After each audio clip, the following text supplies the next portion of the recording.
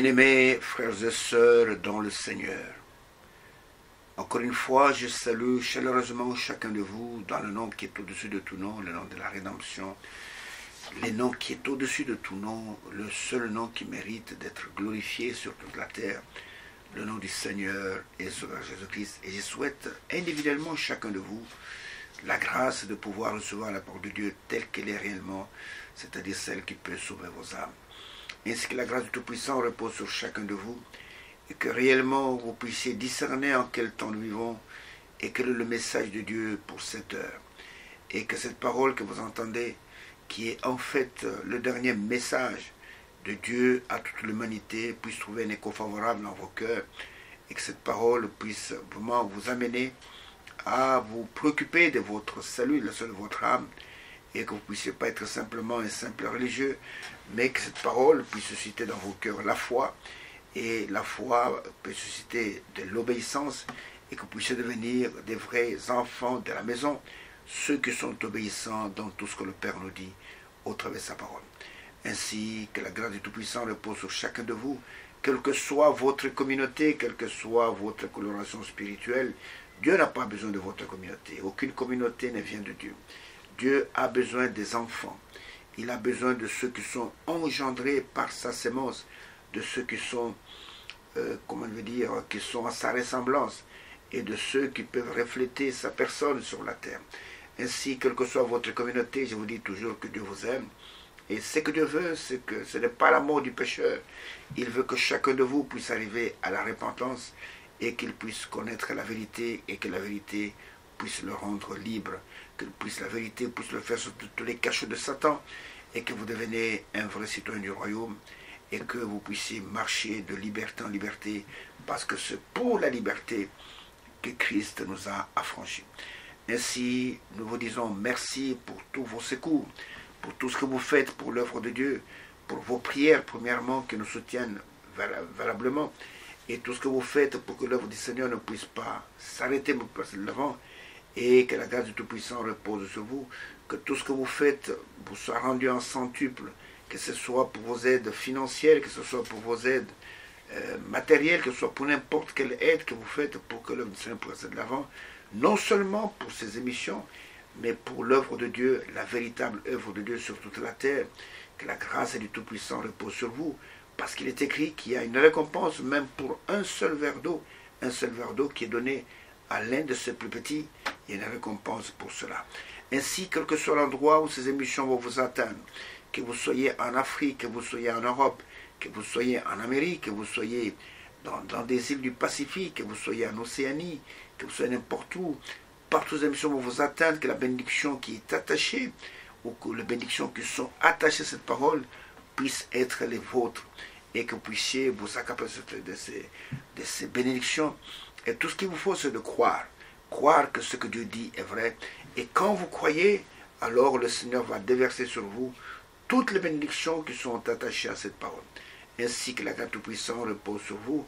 Sachez simplement que le Seigneur revient bientôt, malgré que la science, quand elle la regarde, elle vous dit peut-être qu'elle ne vous parle pas d'un retour du Seigneur. Il pense que c'est peut-être c'est une histoire, c'est pas moi, un conte qu'on raconte qui est imaginaire. Mais je peux vous dire que son retour est aussi certain que la venue de l'aurore. De la même manière que vous attendez que après la soirée, après la nuit, il y a le soleil qui va venir. Aussi vrai que vous me voyez, le Seigneur viendra, et quand il viendra, et la rétribution sera avec lui. Et il y en a qui seront récompensés, il y en a aussi qui seront punis pour leur incrédulité et pour leurs offenses. Et c'est pourquoi que la grâce du Tout-Puissant repose sur chacun de vous, et soyez parmi ceux qui vont recevoir cette grâce, ceux qui vont croire, et que vous puissiez être parmi ceux-là qui vont hériter de ce royaume, qui sera un royaume inébranlable, un royaume de sainteté, de pureté, un royaume qui est réservé pour ceux qui l'ont connu d'avance, avant que le monde ne fût. Ainsi, merci pour tout, merci pour vos prières, merci pour vos soutiens. Aimez Dieu, aimez sa parole, aimez son œuvre, aimez ses enfants, et quand vous le faites, la grâce de Dieu va surabonder dans votre vie. Ainsi, cramponnez-vous dans vos fauteuils, prenez de quoi écrire, prenez de quoi enregistrer. Nos émissions sont gratuites, et nous avons reçu gratuitement, nous donnons aussi gratuitement. Il n'y a pas de droit d'auteur. L'auteur de ces émissions, c'est Dieu lui-même.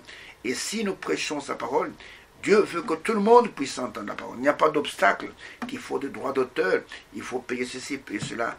Non, nous avons reçu gratuitement, nous donnons aussi gratuitement, et que la grâce du Tout-Puissant repose sur chacun de vous, pendant que nous allons encore une fois nous asseoir à ses genoux, à ses pieds, pour entendre ce qu'il va nous dire au travers de sa parole, et que cette parole puisse trouver une place de choix dans le cœur d'un chacun.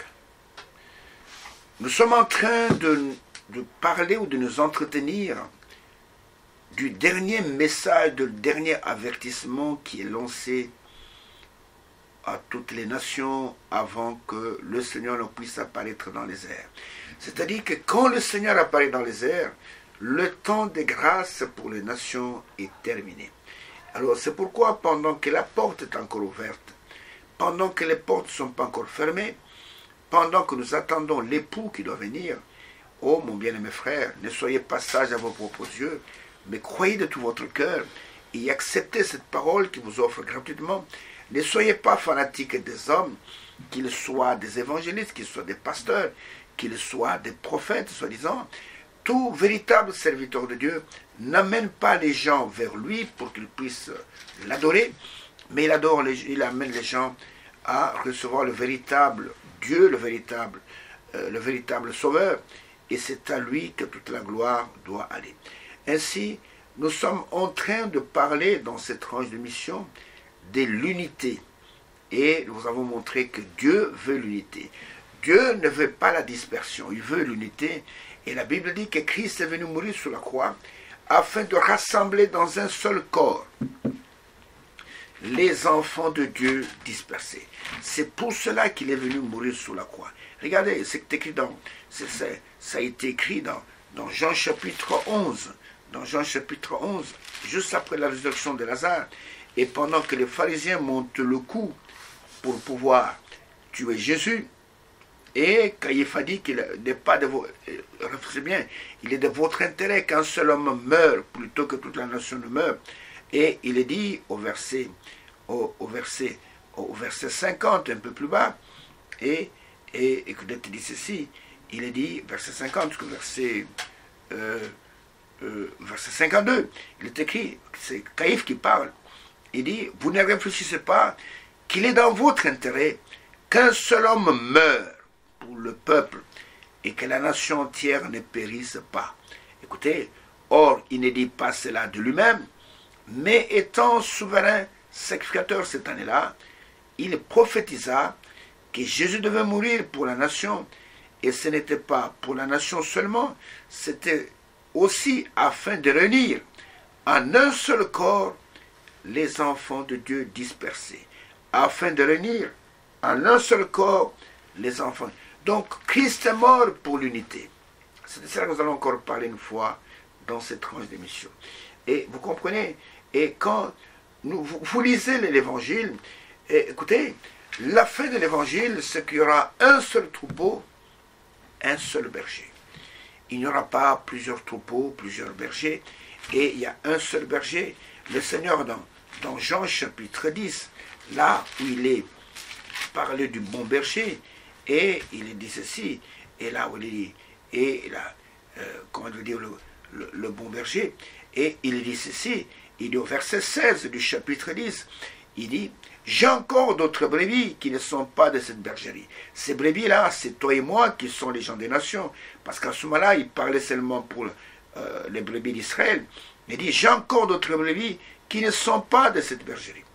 Celles-là, écoutez, il faut aussi que je les amène. Oui, alléluia, c'est nous.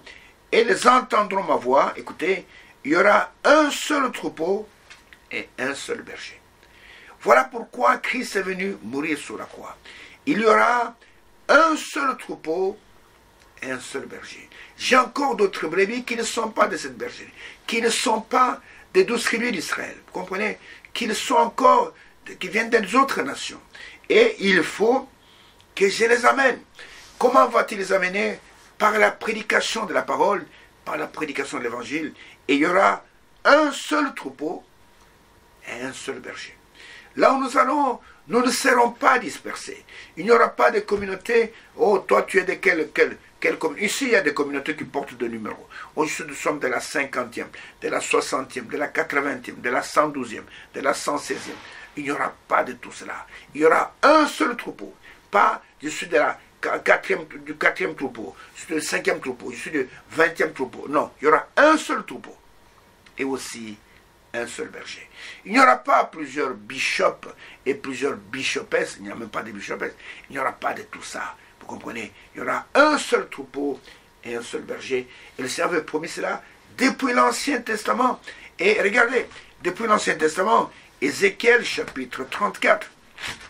Ézéchiel chapitre 34. Quand le Seigneur parlant des faux bergers, des mauvais bergers, et il dit que je vais leur arracher mes brebis. Comprenez? Si vous êtes le chapitre 34 d'Ézéchiel, et moi-même je vais m'occuper de mes brebis, il y aura un seul troupeau et un seul berger. Je serai moi-même le berger. Et il dit au verset 11, car ainsi parle le Seigneur l'Éternel, voici j'aurai soin moi-même de mes brebis, et j'en ferai la revue. Comme un berger inspecte son troupeau, quand au milieu de ses brebis éparses, ainsi je ferai la revue de mes brebis, et je les recueillerai de tous les lieux où ils ont été dispersés au jour des nuages et de l'obscurité. Vous comprenez? Et on dit au verset 15, c'est moi qui ferai paître mes brebis, c'est moi qui les ferai reposer, dit le Seigneur l'Éternel. Il y aura un seul troupeau et un seul berger. Alors c'est pourquoi je relis encore les deux textes de base de notre sujet. Nous parlons de l'unité, pas de n'importe quelle unité, pas de l'unité écuménique. Dieu ne se trouve pas dans l'écuménisme.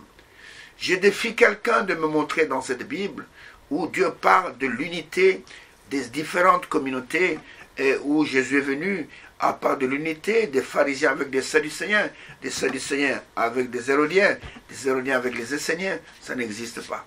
Mais il est dit dans Éphésiens chapitre 4 et que les ministères ont été établis. Éphésiens chapitre 4. Regardez, ces ministères qui ont été établis dans un seul but. Écoutez, verset 11 jusqu'au verset même et jusqu'au verset 15. Il est dit, et il a donné, le Seigneur, les uns comme apôtres, les autres comme prophètes et les autres comme évangélistes. C'est lui qui donne ces ministères. Les autres comme pasteurs et docteurs, pour le perfectionnement des saints, en vue de l'œuvre du ministère et de l'édification du corps de Christ, jusqu'à ce que, écoutez, nous soyons tous parvenus à l'unité, non pas des églises, mais l'unité de la foi. Nous devons croire. Dans l'œcuménisme, chacun conserve sa foi. Il y en a qui croient que Marie est rédemptrice, Marie, elle règne aussi au ciel. Et il y en a qui croient qu'il y a une trinité de personnes en Dieu. Il y en a qui croient, c'est pas moi, il y a plusieurs croyances là-dessus. Mais là où nous allons, les ministères qui ont été établis dans l'Église, c'est pour nous amener à croire la même parole, à avoir l'unité de la foi et de la connaissance du Fils de Dieu, et que nous puissions parvenir à l'unité de la foi, de la connaissance du Fils de Dieu, à l'état d'homme fait, à la mesure de la stature parfaite de Christ, verset 14, verset 15. Ainsi nous ne serons plus des enfants flottants et emportés à tout vent de doctrine, par la tromperie des hommes, par le ruse dans les moyens de séduction, mais en professant quoi? La vérité. Et la vérité, c'est la parole de Dieu. Dans l'amour, nous croîtrons à tous égards en celui qui est le chef de l'Église, c'est-à-dire Christ. Il est venu pour que nous puissions être dans l'unité. Mais regardez, paradoxalement, la terre est peuplée de plusieurs communautés qui se disent être chrétiennes, qui ne parlent pas le même langage, qui s'entretuent, qui s'entredévorent. Et Christ n'est pas venu pour ça. Christ n'est pas venu, l'évangile n'est pas venu pour que nous puissions faire des communautés. Et nous allons fabriquer des beaux noms, nous allons faire des jolies cathédrales, nous allons fabriquer de ceci. Et puis après, nous allons commencer à nous combattre les uns les autres, nous devrons les uns les autres. Christ n'est pas venu pour ça. C'est pourquoi je relis encore ces deux passages qui illustrent l'unité que nous sommes en train de voir, l'unité avec Dieu, pas l'unité écuménique, où il est dit, Hébreux, chapitre 1er, du verset 1er d'abord, verset 3, première écriture, après de la Genèse, où il est dit, après avoir autrefois, à plusieurs reprises, et de plusieurs manières, parlé à nos pères par les prophètes, Dieu, dans ces derniers temps, nous a parlé par le Fils. Il a établi héritier de toutes choses. Par lui, il a aussi créé l'univers. Le Fils est le reflet de sa gloire et l'empreinte de sa personne. Et il soutient toutes choses par sa parole puissante. Écoutez, le Fils, il a fait la purification de péché et s'est assis à la droite de la majesté divine dans les lieux très saints. Il a fait la purification parce que le péché empêchait l'unité avec Dieu. Le péché est venu s'aimer la discorde. Le péché est venu mettre un mur de séparation entre nous et notre Dieu. Et la communion qui était là au commencement entre le premier homme et son Dieu a été brisée. C'est pourquoi au commencement, quand Dieu a créé l'homme, et écoutez cette parole merveilleuse de Genèse chapitre 1er, verset 26, verset 27, il est écrit ceci, Genèse chapitre 1er, verset 26, verset 27, il est écrit, quand Dieu a créé l'homme, puis Dieu dit, faisons l'homme à notre image, donc selon notre ressemblance, et qui les domine sur le poisson de la mer, sur les oiseaux du ciel, sur le bétail, sur toute la terre, et sur tous les reptiles qui rampent sur la terre. Dieu créa l'homme à son image. Il créa l'image de Dieu, il créa l'homme et la femme. Pourquoi a-t-il créé l'homme à son image? C'était pour qu'il soit un avec lui. Ceux qui se ressemblent s'assemblent. Dieu ne pouvait pas créer un être qui était différent de lui. La communion ou l'union aurait été impossible. Il créait l'homme à son image, il créait l'homme à sa ressemblance, et le but que Dieu poursuivait était d'être un avec l'homme. Et nous voyons que l'homme est tombé dans le péché. Et le péché, qu'est-ce qu'il a fait? Regardez, quand vous prenez Ésaïe au chapitre 59, Ésaïe au chapitre 59, voilà ce que le péché est venu faire. Le péché est venu ériger un mur de séparation entre nous et notre Dieu. Il est écrit aux Ésaïe 59, commençons par le verset 1er, il est écrit, « Non, la main de l'Éternel n'est pas trop courte pour sauver, ni son oreille trop dure pour entendre, mais ce sont vos crimes, comprenez par là vos péchés, qui mettent une séparation entre vous et votre Dieu, qui empêche la communion, qui empêche l'unité. Ce sont vos péchés qui vous cachent sa face et l'empêchent de vous écouter, car vos mains sont suées de sang et vos doigts de crime. Vos lèvres profèrent le mensonge, votre langue fait entendre l'iniquité. Nul ne se plaint avec justice, nul ne plaide avec droiture. Ils s'appuient sur des choses vaines et ils disent des faussetés. Ils conçoivent le mal et enfantent le crime. C'est ça qui a fait que la communion, l'unité qu'il y avait entre Dieu, le premier homme, et avec son épouse, cette unité a été brisée. Et l'homme, quand il fut séparé de Dieu, et que la communion, l'unité avec Dieu fut brisée à cause du péché, l'homme est devenu un vagabond. L'homme est devenu un errant sur la terre, et l'homme cherchait comment revenir à son Dieu, et l'homme ne savait pas comment revenir à son Dieu. Et qu'est-ce que l'homme a fait? L'homme quand il a vu que la communauté était rompue, l'homme s'est fabriqué une couverture, c'est-à-dire une religion de feuilles de figuier. Il a cherché de feuilles de figuier, il s'en a fait une ceinture pour lui, pour sa femme, pour cacher leur nudité, alors qu'il fallait plus que cela. Et quand Dieu est venu, qu'est-ce que Dieu a fait? Pour montrer ce qu'il allait faire plus tard, Dieu a immolé un agneau et il a fait répandre le sang d'un animal innocent.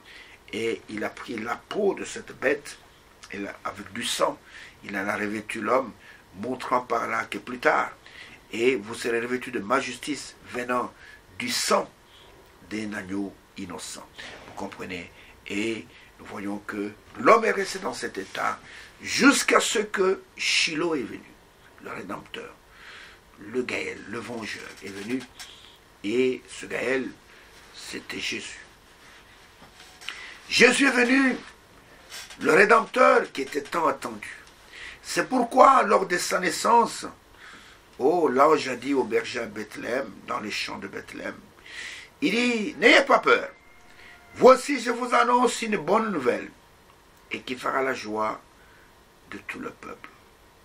Aujourd'hui, dans la ville de David, aujourd'hui, il vous est né un sauveur, qui est le Christ, qui est le Seigneur, et voici à quel signe vous le reconnaîtrez. Il vous est né un sauveur, et la naissance de Jésus sur la terre était une bonne nouvelle pour toute l'humanité, pour ceux qui étaient connus d'avance, avant la fondation du monde, pour ceux dont le nom est inscrit dans le livre de vie, et nous voyons que c'était une bonne nouvelle qui fera la joie de tout le peuple. Et Jésus qui était né, il était Dieu manifesté en chair. Jésus n'était pas la deuxième personnalité de la Trinité, c'était Dieu lui-même. Selon les prophéties de l'Ancien Testament, d'abord, il est parlé de la venue de Jésus, la venue du Messie, dans Genèse chapitre 3. Regardez l'évolution de cette annonce dans Genèse chapitre 3. Quand Dieu parlait au serpent, c'est la première prophétie annonçant la venue du vengeur, du Gaël. Il dit, je mettrai l'inimitié, en parlant au serpent, entre toi et la femme, entre ta postérité, il parle d'une postérité, en parlant au serpent, c'est-à-dire une descendance, et sa postérité, et celle-ci t'écrasera la tête, et tu lui briseras le talon. En parlant de ce Rédempteur qui va venir, et voyant que le péché a semé la discorde, le péché est venu s'aimer, je peux dire, la mésentente entre Dieu et l'homme, on annonce la venue d'une sémence qui est appelée la sémence de la femme, parce qu'elle ne viendra pas d'un homme. L'homme était devenu incorrompu, et sa sémence ne pouvait pas produire un rédempteur. Il dit, voici, je mettrai inimitié. Toi, serpent, ce n'était pas le serpent qui rampe, c'était quelqu'un qui était debout comme toi et moi. C'était quelqu'un qui avait la stature d'un homme, qui était plus ressemblant à l'homme que le chimpanzé actuel. Il dit, je me dis, c'est que tu as sémé ta sémence, tu auras une postérité sur la terre, mais moi je te dis que je mettrai inimitié. Il n'y aura pas la paix entre ta sémence qui va voir le jour et la sémence que veut donner à la femme. Et cette sémence, c'était Christ. Et cette sémence, elle t'écrasera la tête, toi le serpent. C'est-à-dire, il parlait à Satan, qui était l'auteur de cette chose, et toi tu le blesseras les talons, c'est-à-dire qu'il passera par la mort. Alors, cette prophétie est restée. Beaucoup ont voulu interpréter cette prophétie. Nous trouvons dans des mythologies, et du temps de Nimrod s'est pris pour ce qu'il était, cette sémence de la femme. Il n'était pas cette sémence de la femme. Et Nimrod avait son père, c'était Cush. Il n'était pas la sémence de la femme, il était la sémence de Cush. Mais alors, il a fallu que les prophètes puissent venir. Et le prophète Ésaïe, quand il est venu dans Ésaïe, au chapitre 7, verset 14, Ésaïe lève un peu le voile sur la venue de cette sémence. Et il nous dit par quel truchement il va venir. Et dans Ésaïe chapitre 7, verset 14, et regardez, c'est une prophétie qui est noyée dans des Écritures. Il fallait avoir l'Esprit de Dieu pour savoir de quoi Ésaïe parlait. Parce qu'en fait, il y a les chefs militaires qui sont venus voir Ésaïe.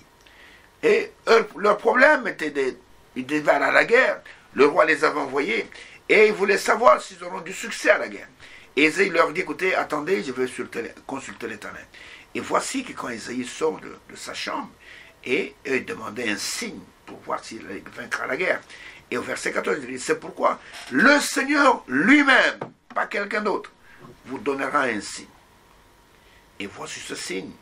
Voici la Vierge deviendra enceinte. Dans d'autres versions, voici la Vierge concevra. Elle deviendra enceinte. Elle enfantera un fils, pas une fille. Elle enfantera un fils et elle lui donnera le nom d'Emmanuel. Voici maintenant que le voile s'ouvre petit à petit sur cette prophétie de Genèse 3, verset 15, qui annonçait la venue de la semence de la femme. Et ici, on nous dit, voici la Vierge, qui n'a pas reçu une semence d'homme. Voici la Vierge, elle deviendra enceinte, sans le secours d'aucun homme. Elle enfantera un fils, pas une fille, et elle l'appellera Emmanuel. Dans l'Ancien Testament, on ne donne pas la signification d'Emmanuel. La signification nous est donnée dans le Nouveau Testament. Quand vous allez dans Matthieu, chapitre 1er, quand Joseph voulait répudier sa fiancée, parce qu'il pensait qu'elle s'était mal comportée, et le Seigneur lui parle dans un songe. Regardez, dans Matthieu, chapitre 1er, il lui dit ceci, verset 22, verset 23, il lui dit, tout cela arriva afin que s'accomplisse ce que le Seigneur avait annoncé par le prophète Ésaïe. Voici la Vierge sera enceinte, elle enfantera un fils, on lui donnera le nom d'Emmanuel. Ce qui signifie, écoutez, Dieu, pas quelqu'un d'autre, avec nous. Le Messie, c'est Dieu avec nous. Le Messie, ce n'est pas la deuxième personnalité de la Trinité avec nous. Emmanuel signifie Dieu, le Créateur, avec nous. Heureuse la personne qui peut recevoir cela.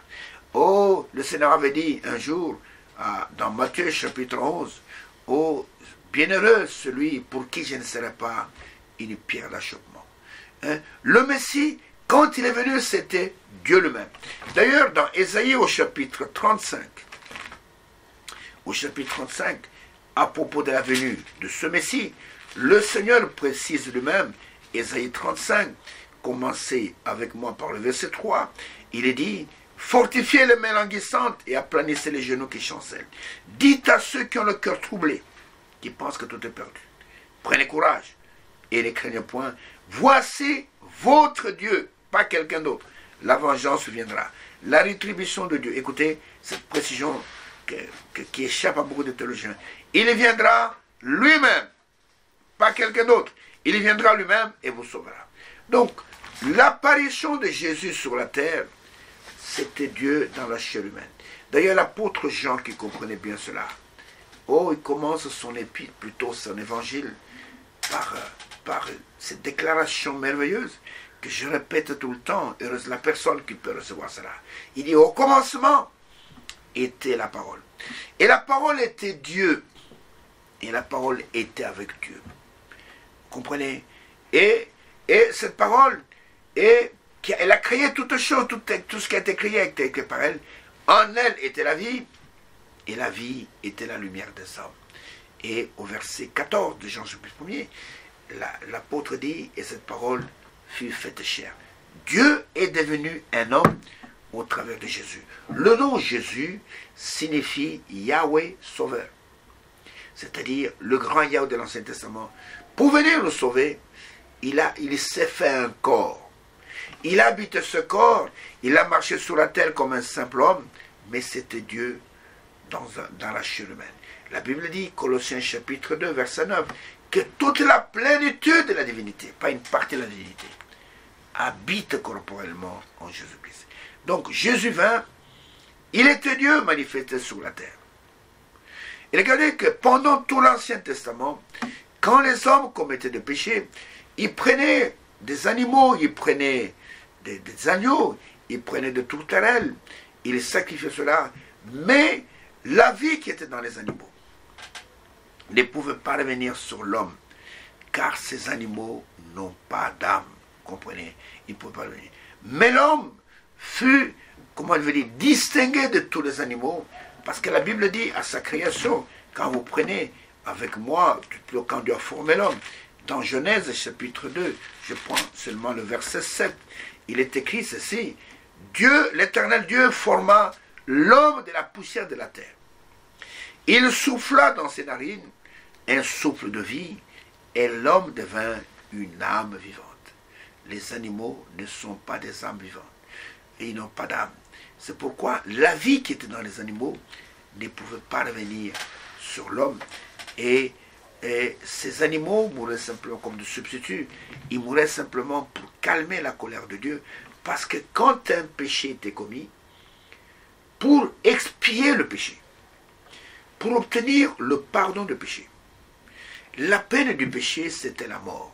Il fallait un être innocent puisse mourir pour que la colère de Dieu dans le ciel soit calmée. Alors Dieu a permis à Israël et à tous ceux qui ont vécu en ce temps-là d'utiliser des substituts. Et c'est-à-dire que toi tu as péché, tu prends un agneau qui n'a pas péché, et cet agneau meurt à ta place. Et pendant qu'on égorgeait l'agneau, le pécheur mettait ses mains sur la tête de l'agneau, et s'identifiant à cet agneau, pendant que simplement qu'on égorgeait la tourterelle, la colombe, et le pécheur s'identifiait à cette tourterelle, ainsi de suite. Vous comprenez, ces animaux mouraient à la place de l'homme pécheur. Vous comprenez? Et non seulement la vie de l'homme lui-même ne pouvait pas revenir sur le nôtre, c'est ainsi que le salut était impossible. Impossible pour l'homme lui-même, impossible que l'homme puisse sauver son prochain. Mais quand Jésus est venu, la vie même de Dieu, parce que la vie qui était en Jésus, c'est la vie de Dieu, c'était une vie pure. Et il pouvait revenir à l'homme et faire de l'homme un enfant de Dieu, un enfant du royaume. Et cette vie, elle avait pour but de ramener l'homme dans l'union qu'il avait au commencement avec son Créateur. Et si vous comprenez que Jésus n'est pas venu mourir sur la croix simplement pour la mise à la galerie, il est venu mourir pour que la vie de Dieu, puisse venir dans l'homme, et qu'au travers de cette vie, le péché étant expié, et que l'unité que l'homme a perdue depuis le commencement avec son Père Céleste, que cet homme, que cette unité soit rétablie, et que l'homme puisse revenir à son Créateur. C'est ça la véritable unité. Nous devons devenir un avec notre Père Céleste. Et Jésus est venu mourir pour cela. Comprenez? Et pour que cette unité puisse être réalisée. Maintenant, suivez-moi attentivement. Il fallait que la dette du péché soit payée. Et cette dette était tellement énorme qu'aucun homme sur la terre ne pouvait la payer. Cette dette, c'est-à-dire que pour que le péché soit expié, pour que l'unité puisse revenir entre Dieu et l'homme, c'était ça l'obstacle. Le péché devait être ôté, le mur de l'iniquité, de l'inimitié devait être ôté, et c'est de cette manière que, je peux dire, que l'unité pouvait être rétablie et que nous pouvons être réconciliés avec notre Père Céleste. Et le prix à payer était tellement élevé que personne sur la terre ne pouvait payer ce prix. La barre était mise tellement haut pour le rachat. Le prix du rachat était tellement élevé qu'aucun homme sur la terre n'était capable de le payer. C'est pourquoi la gloire revient au Seigneur Jésus-Christ. Il a payé ce prix, non pour une seule personne, mais il a payé ce prix pour toute l'humanité, pour ceux qu'il a connus d'avance. C'est pourquoi tout l'honneur doit lui revenir à lui seul. Il fallait que quelqu'un puisse mourir, qu'il puisse donner sa vie, et que le sang puisse couler comme le premier agneau que Dieu avait immolé dans le jardin d'Éden pour pouvoir revêtir Adam et Ève de sa propre justice. Il fallait que le sang puisse mourir et puisse couler pour que nous puissions obtenir le pardon avec notre Père Céleste. Et nous voyons que la dette était tellement énorme que personne ne pouvait payer ce prix. Et regardez ce qui est écrit dans Colossiens chapitre 2. Colossiens chapitre 2. Regardez ce qui est écrit à propos de notre rachat. Colossiens chapitre 2, commençons par le verset 13. Et que nous puissions nous arrêter au verset 15. Il est écrit ceci. Vous qui étiez morts, nous étions des cadavres par vos offenses, par vos péchés, et par l'incirconcision de votre chair. Vous voyez ce que nous étions. Par l'incirconcision de notre chair. Il vous a rendu à la vie avec lui en nous faisant grâce pour toutes nos offenses. Écoutez, il a effacé l'acte dont les ordonnances nous condamnaient et qui subsistait contre nous, il l'a éliminé en le clouant à la croix. Il a dépouillé les dominations et les autorités, il les a livrées publiquement en spectacle, en triomphant d'elles par la croix. C'est pourquoi le calvaire pour nous est tellement important. Le Saint-Esprit ne pouvait pas venir dans l'homme aussi longtemps que le péché n'était pas expié. C'est pourquoi dans tout l'Ancien Testament, personne ne possédait le Saint-Esprit. Ils avaient l'onction du Saint-Esprit, mais ils n'avaient pas le baptême du Saint-Esprit. Pour que le Saint-Esprit puisse venir dans l'homme, il fallait que le prix du péché soit payé. Vous comprenez? Et que l'unité soit de nouveau rétablie entre Dieu et l'homme, entre le pécheur repentant et le Dieu créateur qui nous a pardonné tout le péché. Alors, ce prix était tellement élevé que personne ne pouvait payer le prix. Regardez, je vais vous donner ce passage après le chapitre 5 qui nous parle de cette scène qui s'est passée au ciel, à laquelle Jean a assisté. Prenez avec moi après le chapitre 5. Et Jean au chapitre 4, après avoir assisté d'abord du chapitre 1er jusqu'au chapitre 3, à la dispensation de l'Église, ce qu'on appelle les âges de l'Église. Au chapitre 4, on lui dit, monte ici. Jean monte maintenant à partir du chapitre 4, je peux dire même jusqu'au chapitre 19. Tout ce que Jean voit, c'est ce qui se passe au ciel. Et maintenant, quand il est monté au ciel, il a vu quelqu'un qui est assis sur un trône très élevé. Et cette personne, Jean ne parvient pas à la décrire. Il a vu seulement quelqu'un qui est assis sur le trône.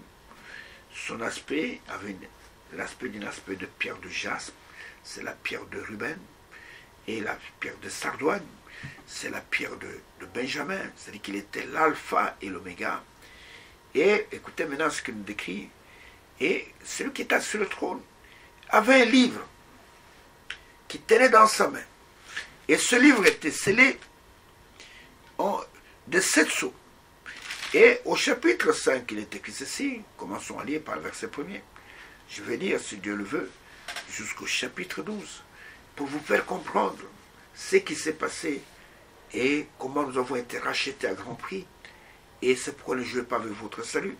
Il dit, puis je vis dans la main droite, c'est la main de la puissance, de celui qui était assis sous le trône, un livre écrit en dedans et en dehors, scellé de 7 sceaux, pas des 14 sceaux, mais des 7 sceaux. Et je vis un ange puissant qui criait d'une voix forte et qui disait, écoutez, qui est digne d'ouvrir le livre et d'en rompre le sceau? Et là, je peux clarifier cela pour vous. Qui est digne de se lever, d'aller prendre ce livre de la rédemption, et dans ce livre, il y a tout ce qu'Adam avait perdu, y compris le salut, y compris la vie éternelle, y compris la jeunesse éternelle, y compris la bonne santé, y compris le millénium, y compris tout ce que Adam avait perdu, l'éternité, et qui est digne d'aller prendre ce livre et de racheter l'homme, de sauver l'homme de la mort, qui est digne d'aller dans le fleuve de la mort, dégoûter à la mort lui-même, et de revenir vivant, tout en ramenant l'homme aussi vivant, et que l'homme soit ramené à la vie. Et la question fut posée dans le ciel. Qui est digne d'ouvrir le livre et d'en rompre le sceau? Écoutez le verset 3. Et personne dans le ciel, ni sur la terre, ni sous la terre, ne peut ouvrir le livre ni le regarder. Et je pleurais beaucoup de ce que personne ne fut trouvé digne d'ouvrir le livre, de le regarder. En fait, ici, la personne qui est recherchée, c'est un homme qui est digne d'ouvrir le livre, qui est capable d'accomplir le rachat, qui en a la capacité. Ici, quand on dit que personne ne fut trouvé digne, on cherchait un homme avec du sang. On ne cherchait pas un ange. Les anges n'ont pas de sang. On ne cherchait pas Dieu. Dieu est esprit. On ne cherchait pas un Dieu. On cherchait un homme. Parce que la loi de Dieu, selon ce qui est écrit dans Lévitique 23 jusqu'au verset 20, Lévitique 25, la loi de Dieu exigeait que celui qui doit racheter, celui qui est tombé dans l'esclavage, doit être le plus proche parent de celui qui est dans la servitude. Et l'homme étant tombé dans la servitude du péché, celui qui pouvait le racheter ne pouvait être qu'un autre homme. On cherche un homme, celui qui est digne d'aller dans la mort, de racheter l'homme et de mourir, de goûter lui-même à la mort et de sortir de la mort lui-même vivant et ramenant l'homme qui était dans la mort étant vivant, qui est digne. Et Jean dit, quand l'annonce fut faite, on ne trouva personne, écoutez-moi bien, ni dans le ciel, aucun homme n'était digne, ni sur la terre, aucun homme n'était digne, ni sous la terre. Aucun prophète n'était digne. Abraham n'était pas digne. Isaac n'était pas digne. Parce que tous nous sommes faillibles. Et d'abord, nous sommes nés de la mauvaise manière. Nous sommes nés étant des menteurs, proférant des mensonges. Et la Bible dit, Romains 3, verset 4, que tout homme, qui qu'il soit prophète, qu'il soit évangéliste, qu'il soit pasteur, soit reconnu pour menteur. Et Dieu seul soit le véritable. Tout homme qui ait un grand ministère, c'est d'abord un menteur. Nous disons la vérité quand nous disons ce que Dieu nous dit dans sa parole. Un homme de Dieu dit la vérité quand il dit ce que Dieu dit dans sa parole. S'il prêche ses propres pensées, cet homme c'est un menteur. Le mensonge, c'est le contraire de la vérité. C'est la vérité pervertie. Et c'est pourquoi les vrais prédicateurs, c'est Dieu qui les envoie. Et quand il les envoie, ils prêchent la parole. Comme Paul a dit à Timothée, prêche la parole. Insiste en toute occasion, favorable ou non. Prêche la parole, ne prêche pas tes pensées. Nous sommes censés prêcher la parole. On a cherché un homme avec du sang. On n'a pas trouvé quelqu'un. Personne n'était trouvé digne. Et il y avait celui qui était sur le trône, qui tenait dans sa main droite la main de la puissance, un livre scellé de 7 sceaux. Il fallait être fort pour aller prendre ce livre de sa main droite, de l'ouvrir et de rompre le sceau et de révéler ce qui était dans ce livre et de remettre l'homme dans son héritage. On a cherché un homme, on n'a pas trouvé. Et Jean dit, je me suis mis à pleurer. Parce que si personne n'était trouvé, alors toute l'humanité était perdue. Nous allons rester indéfiniment esclaves de Satan. Et voici que pendant que Jean pleurait, et il dit que je pleurais, de ce que personne ne fut trouvé digne. Marie n'était pas digne. William Branham n'était pas digne. Il y en a qui pensent que William Branham qui a brisé le sceau, c'est faux. La Bible témoigne que c'est l'agneau de Dieu qui a brisé le sceau. William Branham n'était pas digne. Et au verset 5, il a dit, l'un des vieillards me dit, ne pleure point. Voici le lion de la tribu de Juda, le rejeton de David, a vaincu pour vous le livre et les sceaux. Et quand on a dit ça, Jean commence à chercher où est ce lion de la tribu de Juda. C'est là où beaucoup de prédicateurs parmi les nations trébuchent. Ils cherchent le lion de la tribu de Juda.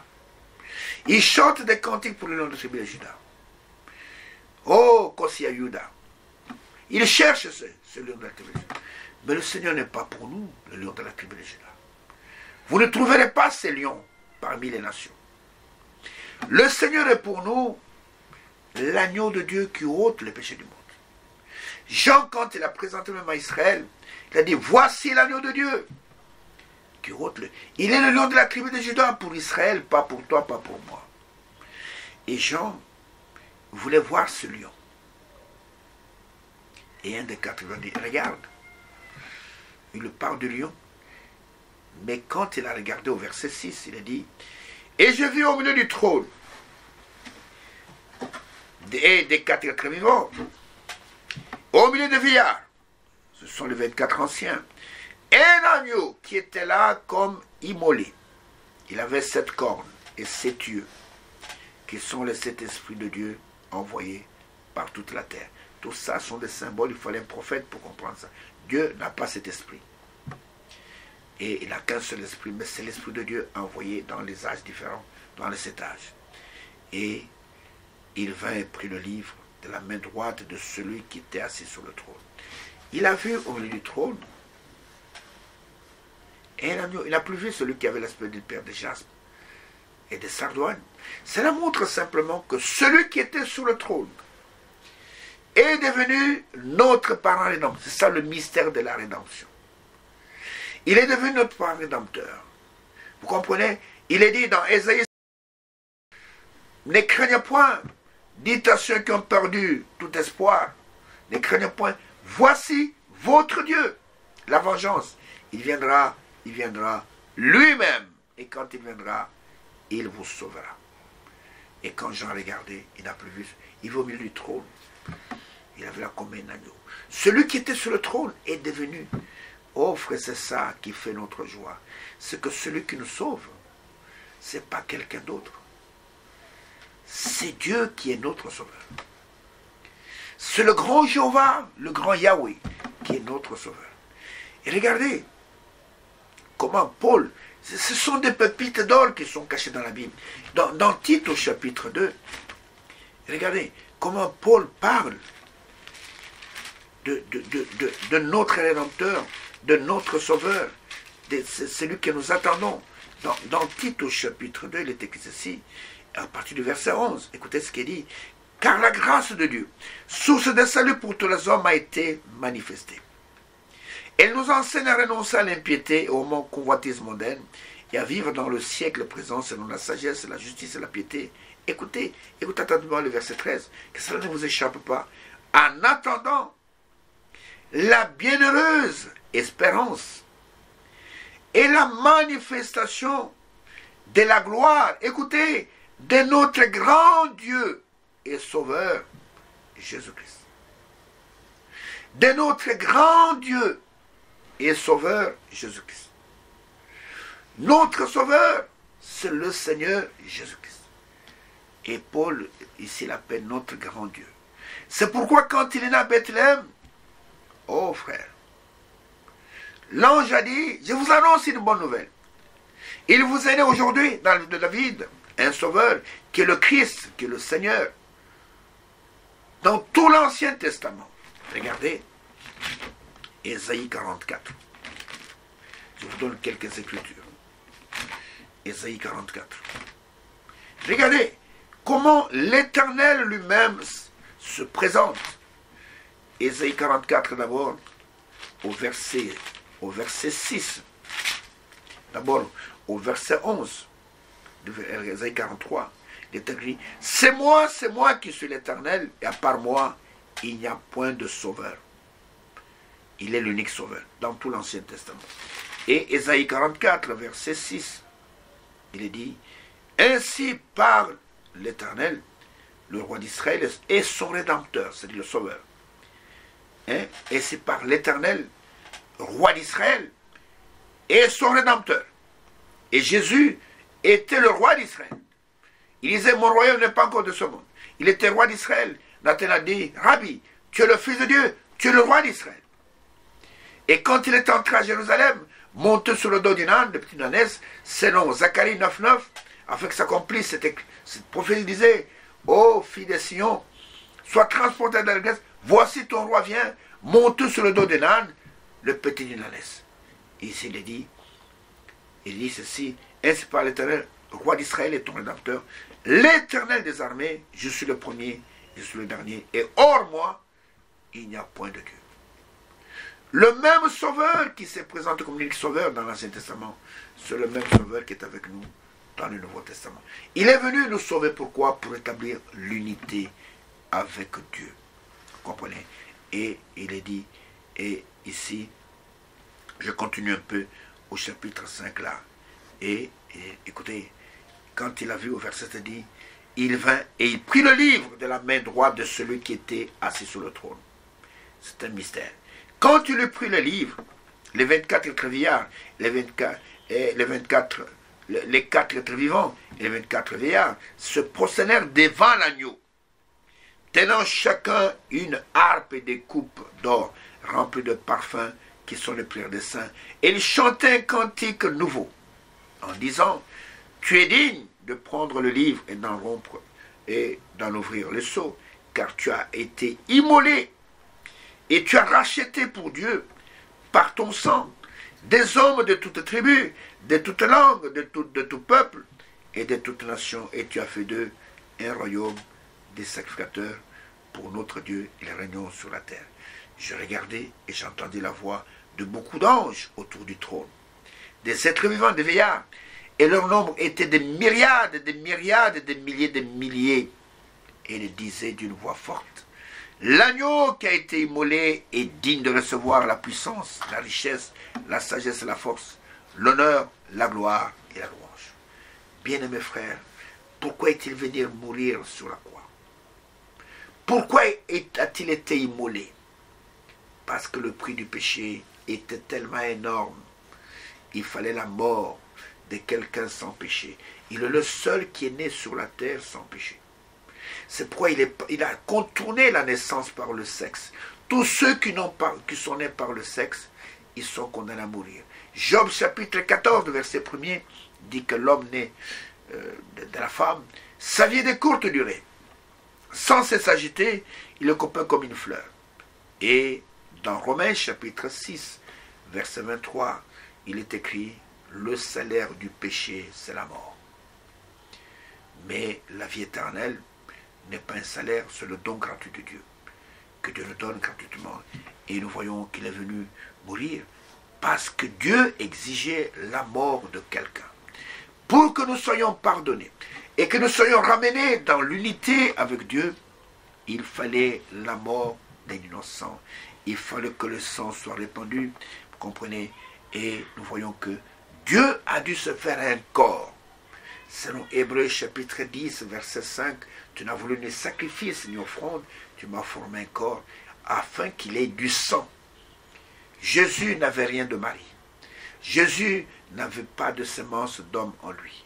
Jésus, la semence mâle venait de Dieu, l'ovule venait de Dieu. C'est pourquoi Jésus n'a jamais appelé Marie mère.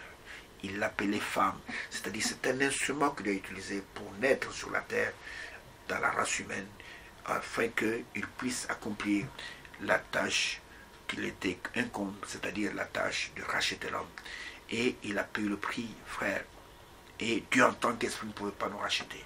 Il fallait qu'il devienne un homme. Et la parole fut faite chair. Il habitait parmi nous, plein de grâce. Nous avons contemplé sa gloire, comme la gloire du Fils unique venu du Père. C'est ça le mystère de la... Et il est mort afin de rassembler dans un seul corps les enfants de Dieu dispersés. Il est mort pour que toi et moi nous soyons réconciliés avec Dieu. La Bible dit, 2 Corinthiens chapitre 5, que Dieu, verset 19, que Dieu était en Christ, réconciliant le monde avec lui-même, en n'imputant pas aux hommes leurs offenses, et il a placé en nous le mystère ou la parole de la réconciliation. Vous comprenez? Et nous devons être réconciliés avec Dieu, et Dieu est devenu chair. Et quel est le prix qu'il a payé pour que nous soyons réconciliés? Ce prix, c'était la mort. Il est le seul qui a dit, détruisez ce temple, et en 3 jours, je vais le reconstruire. C'est-à-dire, tuez-moi, crucifiez-moi. Et je vous assure qu'en 3 jours, je vais sortir victorieux de la tombe. Et personne ne pouvait subir cette peine qui est lourde. Abraham n'était pas capable de mourir, de revenir de la mort. Aucun prophète, William Branham, ne pouvait pas le faire. Il est dans la tombe jusqu'à aujourd'hui, vous comprenez? Et toute la création qui était derrière l'homme est tombée avec lui quand il est tombé dans le péché. Dieu était le seul qui pouvait faire cela. Il était le seul qui pouvait aller dans la mort et revenir à la vie. Il a dit, tuez-moi. Détruisez ce temple, c'est-à-dire, c'est le temple dans lequel Dieu habitait. Et je vais revenir à la vie dans 3 jours. Et ils ont tout fait. Et ils ont mis dans la tombe, ils ont pris une grosse pierre, un grand rocher. Ils ont mis devant la tombe. Oh, mes frères, le 3e jour, pendant que le soleil se levait, un ange est apparu. L'ange a roulé la pierre. Les soldats sont tombés en syncope, comme on dit dans notre langue ici, au Congo, Bakui Mikali Kali. C'est-à-dire qu'ils sont tombés en syncope, ils se sont évanouis. Et celui qui était dans la tombe, il est sorti victorieux. Et pourquoi était-il ressuscité, frère? Oh, toutes les tentatives d'union ont échoué. La tour de Babel, les dénominations, l'écuménisme, tout ça est voué à l'échec. Vous comprenez? Mais il est mort. Il a subi la peine du péché pour établir l'unité entre Dieu et l'homme. Vous comprenez? Afin que le Saint-Esprit, le glorieux Saint-Esprit, l'Esprit de l'unité, puisse venir dans l'homme et accomplir, sceller cette unité qui était perdue depuis le jardin d'Éden. Regardez que quand il a payé le prix, quelque temps après, le jour de la Pentecôte, le Saint-Esprit est descendu pour sceller cette unité. Le Saint-Esprit, c'est Dieu lui-même, venant habiter dans votre cœur, dans votre âme. Il est venu sceller l'unité et il fallait, se montrant par là que le prix qui a été payé a été accepté. Quand le prophète a vu cela, Ésaïe 40, verset 1 jusqu'au verset 3, il a crié, consolez, consolez mon peuple. Parlez au cœur de Jérusalem et criez-lui que sa servitude est finie. Et qu'il a reçu de la main de l'Éternel au double de tous ses péchés. On a payé le prix. La réconciliation a été obtenue. Et nous voyons que si Christ n'était pas venu, nous ne serons jamais réconciliés avec notre Père. Ainsi, gloire lui soit rendue, tout honneur lui soit rendu pour ce sacrifice qu'il a consenti pour nous. Il est venu mourir d'une mort ignominieuse, afin que toi et moi, nous soyons réconciliés avec Dieu. Ne prenez pas ce sacrifice à la légère, mais croyez que vous avez été rachetés à grand prix et marchez avec crainte et tremblement. Ne soyez pas des impudiques, ne soyez pas des adultères, mais que la vie de sainteté soit votre vie tous les jours. Ainsi que nous bénisse, nous avons le discernement des choses les meilleures. Remuez ces choses dans votre cœur, gardez-les dans votre cœur, alors que je vous attends pour la prochaine émission où nous allons continuer notre sujet, l'unité avec Dieu. Être unis avec Dieu avant d'être unis avec les frères, avec les sœurs. Que nous bénisse et que nous avons le discernement des choses les meilleures.